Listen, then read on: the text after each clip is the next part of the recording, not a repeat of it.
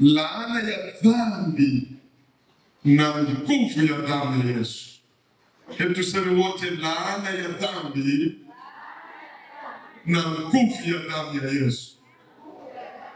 Hilo ndio somo letu ambalo natamani tuweze kulipitia leo, na andiko letu kuu la msingi ni Warumi 6:23. Hilo andiko ndio andiko letu kuu ambalo linatuongoza katika somo letu la leo, laana ya dhambi na nguvu ya damu ya Yesu. Warumi sura ile ya 6. Kama unanielewa vizuri sema amen. Ningetamani nikufundisha hatua kwa hatua na Mungu anipe neema ya kueleweka. Dakika ni chache sana, sijapata ufunuo niende kwa spidi kiasi gani ili nimalize yote haya leo, lakini nisipomaliza basi tutaendelea nayo wakati mwingine. Kwanza, katika utangulizi wangu natamani ujue ya kwamba dhambi ni kitu kibaya sana. Unanielewa vizuri? Unaweza kuitikia amina kama unakubaliana. Dhambi ni kitu kibaya sana. Kitu kibaya sana. Dhambi ni uchafu. Kuna majina mengi katika Biblia, lakini mimi nachojua ni kwamba dhambi inaleta uharibifu. Dhambi inaleta maumivu. Dhambi inabeba laana. Dhambi ni kitu kibaya. Na natamani nikufundishe somo hili ili kila mmoja wetu ajue ya kwamba dhambi ni kitu ambacho hakifai tena. Lakini pia pamoja na kwamba mtu anaweza akatenda dhambi, bado tunao msamaha wa dhambi kwa kupitia Yesu Kristo. Mara nyingi tunaelewa mtu anaposema dhambi, watu wengi sana wanachukulia dhambi ni kuzini, ni kuiba, ni kutukana, ni kufanya mambo yale ambayo hayafai tu. Wanaelewa hilo. Lakini fafanuzi ya dhambi ni pana, ni zaidi ya hapo. Dhambi ina sura ngapi? Ina sura mbili. Tafsiri ya kwanza ya dhambi ni kutenda kinyume na mapenzi ya Mungu au kutenda kinyume na agizo la Mungu. Hiyo ni dhambi. Mtu anapotenda kinyume, Mungu anakuambia usiibe, wewe unaiba. Au maandiko bali panaposema usifanye hivi, usifanye hivi, usifanye hivi, wewe ukifanya, hiyo inaitwa ni nini? Dhambi. Umetenda kinyume na agizo la Mungu, kinyume na mipaka ya Mungu, kinyume na makatazo ambayo Mungu amekupa. Hiyo ni dhambi. Na unapotenda yale ambayo Mungu amekukataza usitende, maana yake umeiasi sheria ya Mungu. Jamani, neno vizuri. Ninajaribu kufafanua kwa lugha rahisi uione dhambi. Maana yake unakuwa umeasi sheria ya Mungu. Ni kama vile mtoto unamwambia saa 2 kamili nataka wote tuwe tumeingia kwenye vyumba vyetu kwenda kulala. Mtoto saa 2:15 bado yupo nje, ameiasi sheria ya Baba. Sasa unapoiasi sheria ya Mungu, kile ambacho Mungu amekwambia usifanye hivi, wewe unafanya, tayari hiyo ni nini? Dhambi. Waraka wa kwanza wa Yohana sura ya 3 mstari wa 4. Ningepata wasomaji wazuri sasa, vijana makini, ninajua na wainjilisti makini hapa. Nikitaja andiko natamani unakuwa mwepesi wa kusoma ili pia tuokoe muda. Waraka wa kwanza wa Yohana sura ya 3 na mstari wa 4. Biblia inasema kila atendaye dhambi afanye uasi. Naomba urudie wote. Kila atendaye dhambi afanye uasi. Kwa kuwa dhambi ni uasi. Naomba ongeza sauti juu kidogo. Sema kila kila atendaye dhambi afanya uasi, kwa kuwa dhambi ni uasi.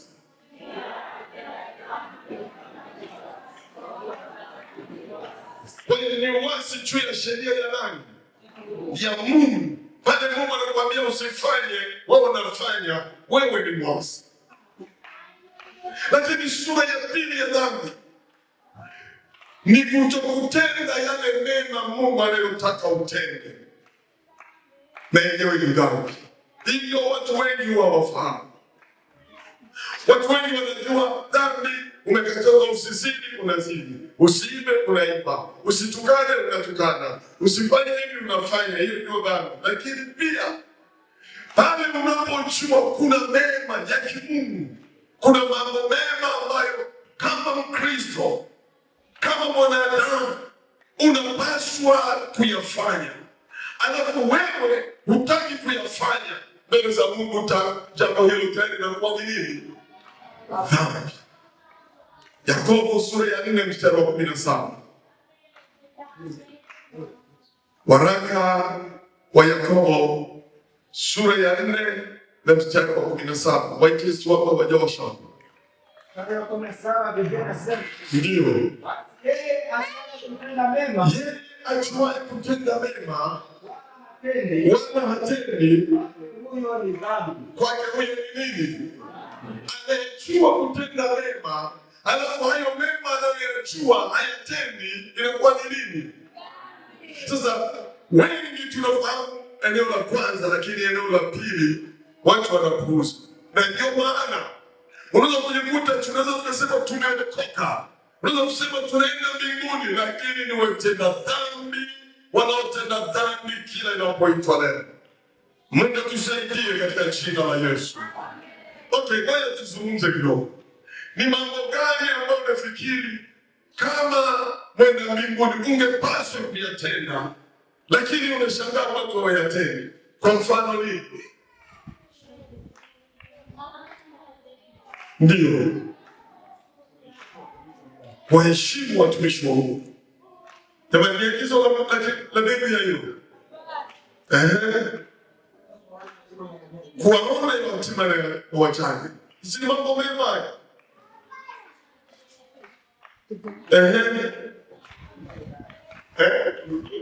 Kuhudhuria ibada zote za kanisa, kuhudhuria ibada zote ni mema ambayo Mungu ametupa. Mambo mengine tumemaliza. Kutoa zaka ni agizo kwamba tenda hivi.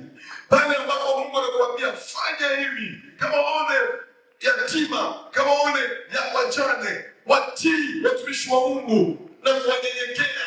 Anakutoeni zaka, toeni sadaka kamili, fanyeni hivi, fanyeni hivi, mtumikie Mungu kwa moyo kupenda.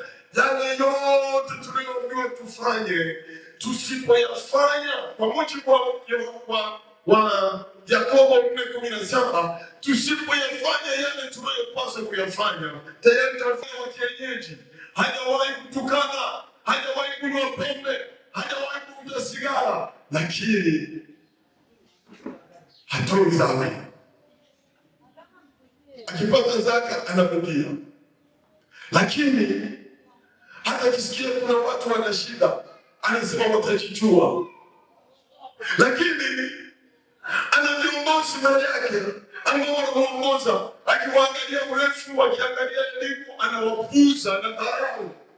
Hayo yote ni mema ambayo kama hatuyatendaji, basi tunatenda dhambi tunayohitaji kutubu. Wewe mwenyewe ni shahidi katika yote haya, ama yale tuliyokatazwa tusitende wewe unatenda, au tuliyoambiwa tutende wewe hutendi. Ujue tayari unatenda dhambi, na dhambi ni dhambi, inahitaji hukumu. Biblia inatuambia katika Warumi sura ya 6:23, mshahara wa dhambi ni nini? Mauti. Lakini Biblia inatia moyo tena, lakini karama ya Mungu, haleluya, karama ya Mungu ni zawadi kutoka kwa Mungu, ni uzima wa milele, ambapo uzima unapatikana katika Kristo Yesu.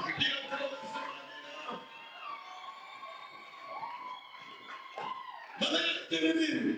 Kama uko hapa ni msinzi, ujue wewe unatenda dhambi. Ni mwongo, unatenda dhambi. Ni mlevi, mvuta sigara, unakuja ugoro, unatukana, unatenda dhambi. Lakini pia haishi hapo. Hata wewe ambaye hutoi zaka, wewe ambaye huwahudumia yatima na wajane, wewe ambaye huwatii viongozi wako wanakuongeza kiroho, wewe ambaye hawaheshimu baba na mama. Biblia inatuambia waheshimu baba na mama. Alafu inasema ndio amri yenye ahadi. Maana yake unapewa siku nyingi za kuishi. Kuna wengine wanasema mimi nimeokoka, mimi naenda mbinguni, nampenda Yesu. Baba yako aliyekuzaa, mama yako aliyekuzaa, haujali unamwona kama ni waovyo. Hiyo itakupeleka motoni. Taniuliza nasema nini? Ni Biblia ndio inayotuagiza. Maana Biblia inatuambia yule anayemdharau baba yake na kumdharau na mama yake, kunguru wa kondeni, wache waliofue macho yake na kuyao. Inamtaka mema hapo, si mabaya. Mungu atupe neema. Kila mmoja ajigundue kwamba ni katika eneo lipi ambalo mimi nimetenda dhambi. Katika eneo lipi ambalo mimi pengine kwa kutokujua au pengine kwa kujua, lakini nimekwenda kinyume na maagizo ya Mungu. Lile ambalo Mungu ameniambia nitende, silitende. Na lile ambalo Mungu ameniambia nisitende, silitende. Nisitende ndilo ninalolitenda. Hata mchana wa leo ukishajigundua, mwambie Bwana naomba unisamehe. Paulo katika kitabu cha Warumi sura ya 7 tukasoma, aliandika mahali akasema, mimi katika mwili wangu halitoki neno jema. Lile ninalotaka nilitende silo ninalolitenda, lakini lile nisilolipenda ndilo ninalolitenda. Unatamani na wewe ungekuja kufunga Ijumaa kama wengine, unajikuta umejiweka kwenye ubize mambo mengi na una sababu nyingi. Mimi sipendi Wakristo na washirika wenye sababu vingi. Tunaelewa kuna watu ambao wanafanya kazi za watu, tunaelewa. Wewe unafanya kazi ya mtu uruhusiwi kutoka, hiyo hatuwezi kunyosha kidole. Ipo kimaandiko pia. Unaweza kuadhishwa na hilo. Lakini wewe una nafasi, hata kama ni kwa nusu saa, ya kuhudhuria ibada, ya kuhudhuria maombi. Una nafasi ya kumtolea Mungu, una nafasi ya kufanya huduma, alafu haufanyi kwa kisingizio tu ya mambo mengine. Ile inakupeleka motoni. Kama nielewa vizuri, kama nielewa vizuri, sema amen. Hebu sema, yeye ajuaye kutenda haki na hatendi, kwake mtu huyo ni dhambi. Mungu tusaidie kanisa la Beroya. Nasema Mungu tusaidie kanisa la Beroya. Kwamba ndani yetu tujigundue dhambi tuliyonayo. Na tukishagundua kwamba tuna dhambi, tumwambie Yesu tusamehe. Tumekuja mbele zako, tunahitaji rehema zako. Piga kelele, sema amen. Hapa nimemaliza utangulizi. Ngoja nije kwamba dhambi ni laana. Dhambi ni laana. Kwa nini ninasema dhambi ni laana? Ni kwa sababu dhambi, unaweza kuandika, kwa sababu dhambi huleta mauti ya kiroho. Dhambi huleta mauti ya kiroho. Huleta mauti ya kiroho.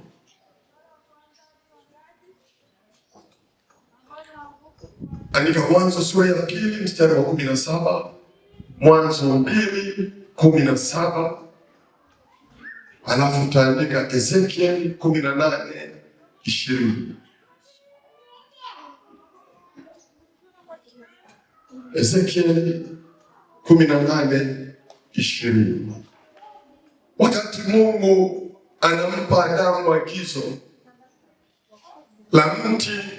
la kutokula kwenye mti wa ujuzi wa mema na mabaya, alimwambia hivi. Mwanzo sura ya 2 mstari wa 17.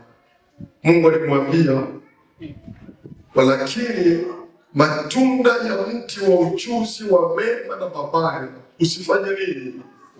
Usile. Kwa maana siku utakapokula matunda ya mti huo utafanya nini kanisa? Utakufa hakika. Siku utakapokula matunda ya mti huo utakufa hakika. Nataka niwaulize, ni kifo gani ambacho Adamu alikuwa anaambiwa atakufa? Kifo cha kiroho. Siku ile alipokula, Adamu aliendelea kuishi kimwili, mwili wake uliendelea kuonekana uko hai, na akaishi. Baada ya kula tunda akaishi miaka 930. Lakini Mungu amemwambia siku ile utakapokula tunda la mti huo unakufa. Kwa maana nyingine, Biblia inatuonyesha aina 3 za kifo. Kifo cha kwanza ni kifo cha kiroho. Maana ya kufa kiroho, maana yake ni kutengwa na Mungu. Kufa ni kutengana. Yaani ni kama vile tuseme mti umo ndani ya ardhi, sio unaota majani jamani. Ukiutoa ndani ya ardhi, maana yake umeutenganisha mti na ardhi. Unategemea huo mti utaendelea kuota? Maana yake umekufa tayari. Samaki anaishi akiwa ndani ya maji. Ukimtoa ndani ya maji, umemtenga na yale maji, maana yake tayari naye amekufa. Na sisi katika maisha ya kiroho tuna haja kuitwa wana wa Mungu, tunaenda mbinguni, tumeokoka, tumetakaswa, spiriti na nini sawa. Lakini unapojitenga na Mungu, unapotengwa na Mungu, yaani unapoondolewa ndani ya Mungu, maana yake na wewe umekufa. Kama nilivyo vizuri sema haleluya. Biblia inatuambia hatuna muda wa kusoma maandiko mengi. Inasema kila ardhi itazaa kila aina ya miche na miti, na bahari itazaa samaki wa kila aina. Lakini Mungu alipotaka kumuumba mwanadamu alisema na tufanye mtu kwa mfano wetu. Kwa hiyo mtu ametokana na Mungu. Sio kama mnanielewa ninachokieleza. Asili ya mtu ni Mungu. Asili ya mwanadamu ni Mungu. Ndio maana tuna asili yetu ni Mungu. Sasa unapojitoa kwa Mungu, kile kumtoa mtu kwa Mungu ni kule tenda dhambi. Unatenda kinyume na agizo la Mungu au hutendi anayemtaka Mungu yatende. Ile inakutoa kwa Mungu. Ikishakutoa kwa Mungu, unabaki ni wewe kama wewe. Hutuma ili mtu aweze kuwa ametoka kwa Mungu lakini bado akaendelea na huduma. Hivi mtu anaweza bado akasali na kwa Mungu hayupo. Muitikie kwa afya nisikie basi. Hivi mtu bado anaweza akahubiri na huko ameshatenda dhambi. Anaweza kaimba na huko ametenda dhambi. Anaweza kufanya huduma mbalimbali kanisani na ni mwenye dhambi. Jibu ni ndio. Kwa hiyo mimi niwaambie hivi, sikilizeni kanisa. Huduma sio kigezo wala sio kipimo cha utakatifu wako.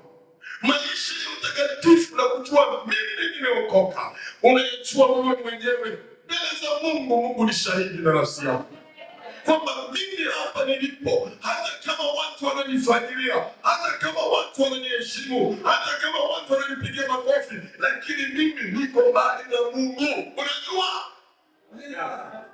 Lazima unajua. Sikilizeni niwaambie.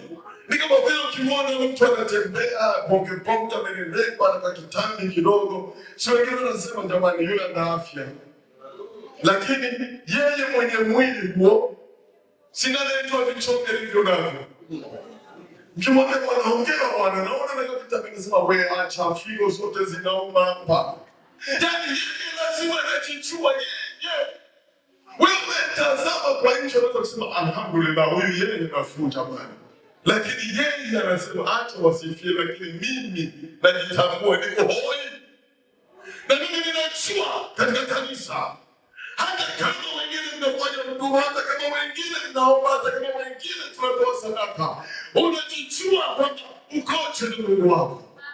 Ningependa niseme mchana wa leo, dhambi ni mbaya, dhambi ni mbaya. Nasema dhambi ni mbaya. Tukimbie dhambi, tukimbie dhambi. Mkristo kujitenga na Mungu kwa sababu ya dhambi, baraka inampeleka kwenye mauti. Amen.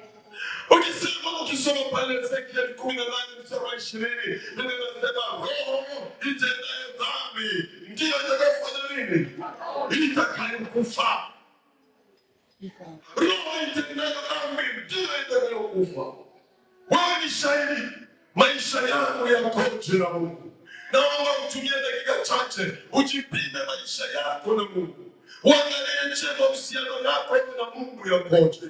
Ni kawaida unajipeleka gereji ili ufanyiwe service. Mungu nichunguze, Mungu niangalie, nipe macho ya rohoni ya kuona, nione jinsi nilivyo, nione jinsi ambavyo nimekengeuka, ili nikurudie Mungu kwa machozi. Ndio msalaba wako. Msalaba wa Mkristo aliyemaanisha kwenda mbinguni, sio kujivunia huduma ulizonazo, sio kujivunia vyeo ulivyo navyo, sio kujivunia maarufu ulio nao, ni kuangalia uhusiano wako na Mungu koje. Mimi na Mungu nikoje na yeye? Mimi na Mungu nikoje? Najichunguza mimi kama mimi, ninapokuwa sijafanya mema, nakimbia mara moja kumwambia Bwana nisamehe. Kwa machozi, naomba Mungu anirehemu. Dhambi zangu zinipeleke pabaya.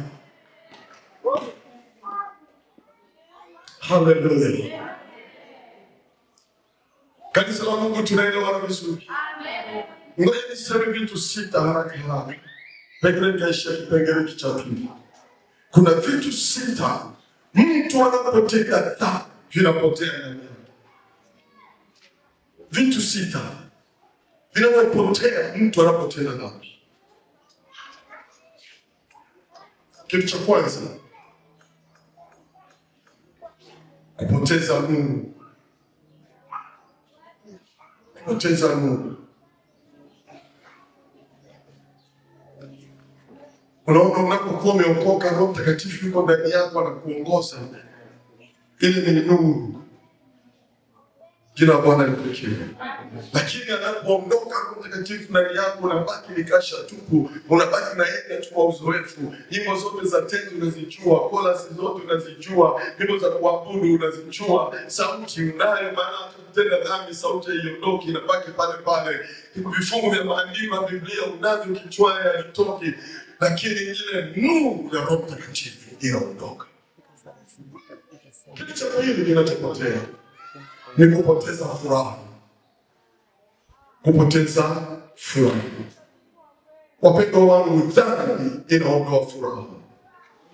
Wakati unaendelea, unaona kama dhambi inavutia. Unaona dhambi kama ni kitu kinakuvutia. Bali shetani anaweza kukuonyesha kitu kinakuvutia ili kumaliza. Kisha itenda hiyo dhambi ambayo unaona imekuvutia, baada tu ya kuitenda, furaha inapotea. Hebu waulize wale ambao wameingia kwenye uzinzi, kabla ya kuzimu unatamani kabisa, hata kama ungeambiwa njoo niko Mbagala, utakodi kwa bodaboda mpaka Mbagala na 3, unaifuata dhambi. Sio amina kwa hilo. Alafu ukishatenda dhambi ndani yako, ghafla unajisikia kupoteza ile furaha. Mimi naelewa kisa cha Amnon na Tamari. Amemtamani dada yake, amezini naye, baada ya kuzini naye anamwambia mtoto sitaki hata kukuona. Muda ule kabla ya kuzini naye, marafiki zake walikuwa wanamshawishi, wanamwambia huyu bonge la mdada, huyu usimwache huyu dada, yani bonge la mdada. Alijiusini naye tayari hamtaki tena, anamwambia ondoka.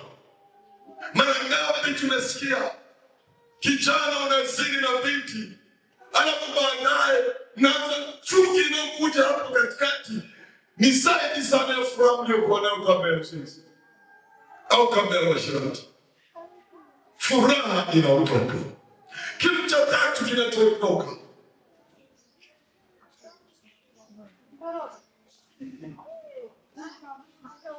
unapoteza ushirika na Mungu. Unapoteza ni kupoteza ushirika na Mungu.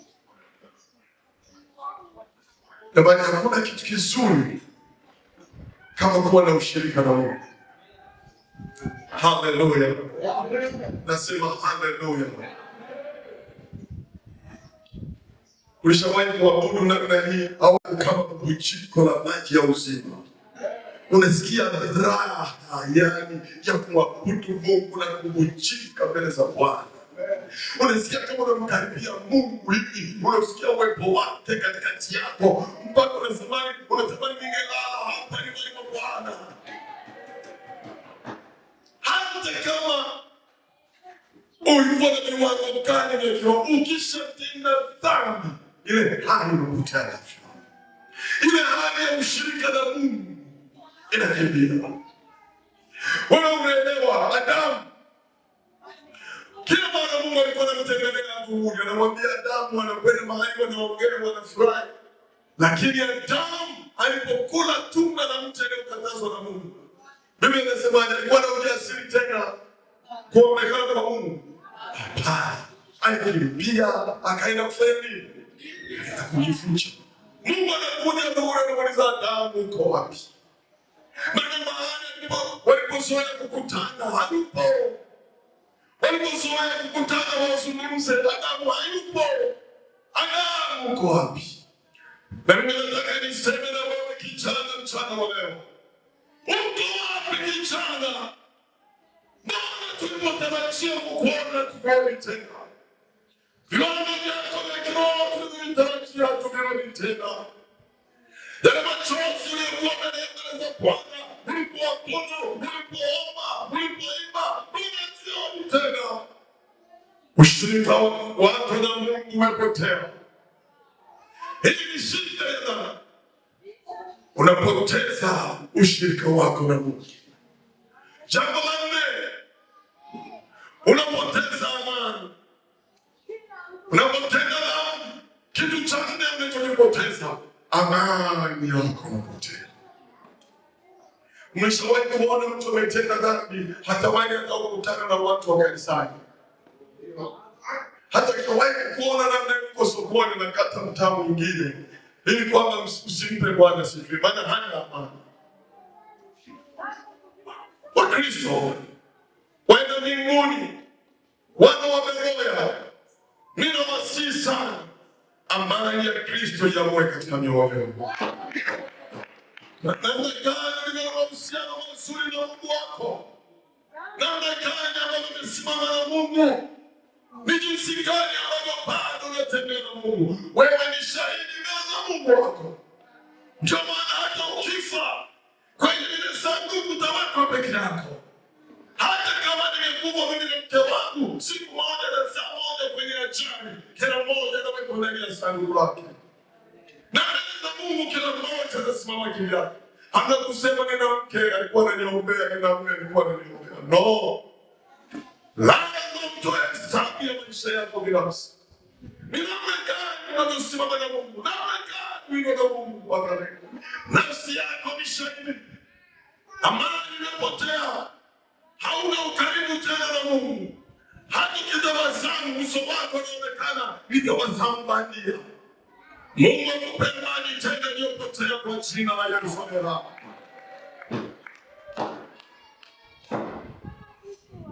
Ulishawahi kujiuliza kwa nini tunafika mahali tukitangazana, jamani, Jumapili tutakuwa na ushirika mtakatifu, kuna watu hawataki kabisa kanisani? Sio wote kwamba sababu hiyo, wengine wanakuwa na shida mbalimbali, lakini wengine tumesha wasoma mara mbili mara tatu, tunakujua bali wewe shida tu siku za ushirika mtakatifu. Mwingine akisikia ushirika mtakatifu tayari dhambi inapatikana. Kwa nini mkariri mtoroka? Si utafute amani na Mungu tu. Na mwingine anakuja hapa anafanya kabisa na huduma madhabahuni, ikifika wakati wa ushirika anakimbia. Mimi nasema hivi, haikusaidii jambo lolote kama hauna ushirika na Mungu, kama hauna amani ya Mungu ndani yako, haikusaidii chochote, kwa sababu kitu kinachoondoka ukitenda dhambi cha nne nimesema ni nini? Amani inaondoka. Kama unanielewa vizuri, paza sauti yako, sema amina. Paza sauti yako, sema amen. Ningekuwa na muda ningekuwa nasoma hapa maandiko mengi, lakini muda wangu haunitoshelezi. Jambo la tano, unapokuwa umetenda dhambi, jambo la tano unapotea ni kupoteza ukaribu wako na Mungu. Ukaribu wako na Mungu. Ukaribu wako na Mungu. Ukaribu wako na Mungu. Wapendwa, ninyi ni mashahidi hata katika maisha yetu ya kawaida. Hivi kwa mfano ikitokea mimi na Fulgence Morton, mimi na Morton hatuelewani. Kama tulikuwa tukienda sokoni, tunaenda tunapiga story na hii mara kwa mara, tunatuona tuko pamoja, tunapiga story. Tukishapokana tutaongea tena pamoja. Tunatembea pamoja. Tunapigiana simu. Kila mmoja sikio kimepinda hivi. Ndivyo ilivyo na Mungu. Mungu anataka tuwe na fellowship. Na tusitembee kama hivi tunavyotembea na Morton. Yaani mimi na Mungu tushikane kabisa namna hii. Kama unanielewa vizuri, piga kelele sema amen. Mungu karibu yangu. Ile choto. Ndivyo Mungu anataka. Mungu ni Mkristo. Ni kweli. Unatupa sadaka tunakula. Lakini sadaka zote unazozitoa zitasaidia kazi ya Mungu, lakini hazikusaidia wewe. Toa sadaka yako ukiwa karibu na Mungu pia. Una amani na Mungu wako. Una mahusiano mazuri na Mungu. Piga kelele sema amen. Jambo la ngapi? Jambo la sita, kukosa ujasiri. Hilo ni jambo la sita ambalo unalikosa unapotenda dhambi. Unakosa ujasiri.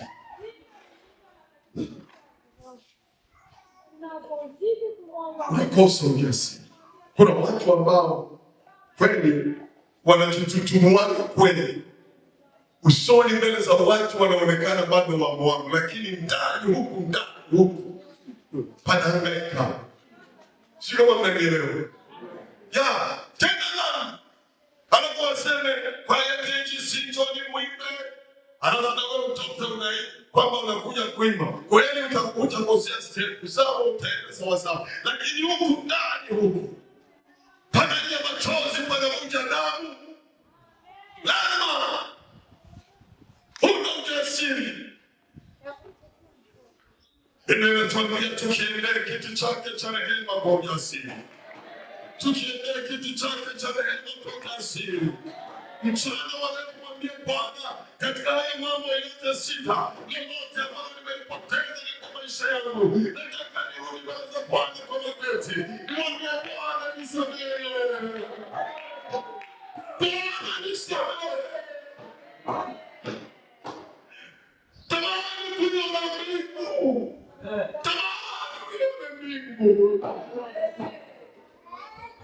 Benki na msaidi.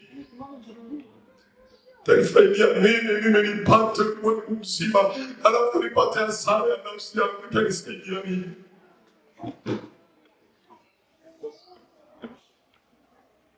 Itanisaidia mimi. Leo tunaongea Bwana. Mwambie Bwana.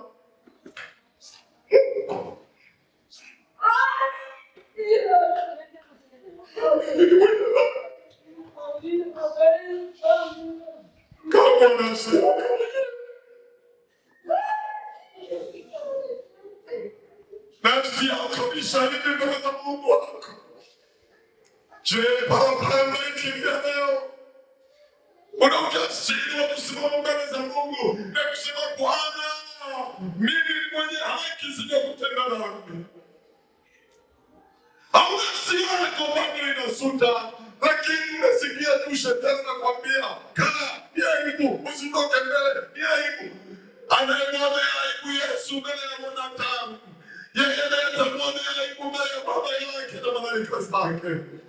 Ni afadhali wana ujasiri mbele za Mungu, hata kama wanadamu wote wakucheke. Simama na Mungu peke yake.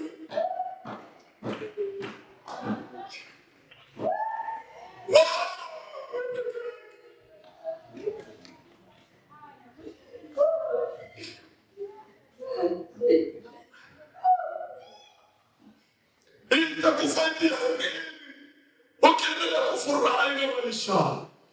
Unasikia watu wanakufagilia, unajiona wewe maana, lakini nakwambia inakuja siku mwanangu, inakuja siku ambayo hata nguo ulizozivaa zitavuliwa wewe uchui.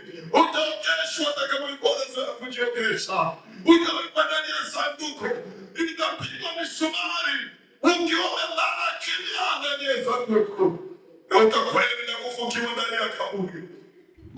Hatimaye utasimama mbele za Mungu jinsi ulivyo. Kiburi chako kitakuwa wapi? Shauri yako itakuwa wapi? Majibu yako itakuwa wapi?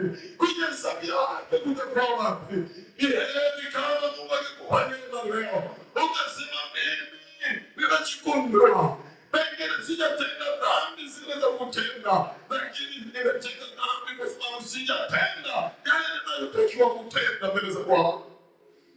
Simama kwa miguu yako. Simama kwa miguu yako.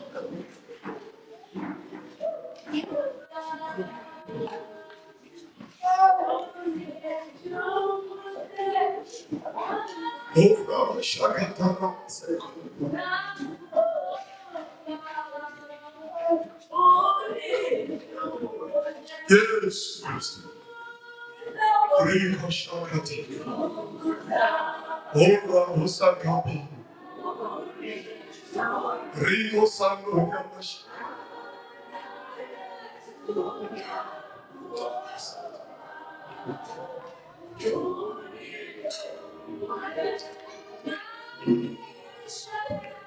Hallelujah. Jesus.